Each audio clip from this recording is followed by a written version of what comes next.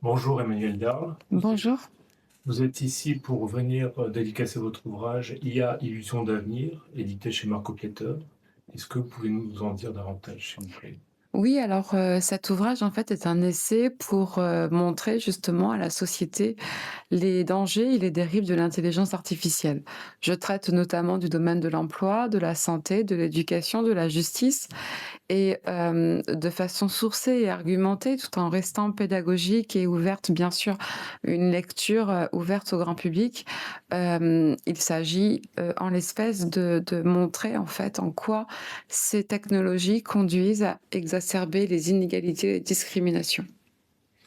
Et est-ce que vous pensez que, comment voyez-vous l'avenir par rapport à l'IA en France et dans le monde? Alors Et dans la politique aussi? justement, mon discours n'est absolument pas technophobe puisque moi je suis une amoureuse de la technologie, mais pour autant, je pense que nous avançons actuellement sans aucun cadre. Sans cadre éthique, sans cadre, législatif. Il existe des réglementations au demeurant internationales et européennes. Pourtant, ces réglementations, il y a plusieurs problèmes qui se posent, notamment la question de la responsabilité. Qui est responsable quand une IA se trompe? Qui est responsable quand, par exemple, une IA, prend une décision qui serait contraire, qui irait dans voilà, qui conduirait malheureusement, à des graves problèmes. Donc, aujourd'hui, on nous dit, bah, qu'il y a pas de responsable. Justement, la l'IA Act, donc la réglementation européenne, reste un flou juridique. On n'a pas de responsable et se pose également la question du débat public.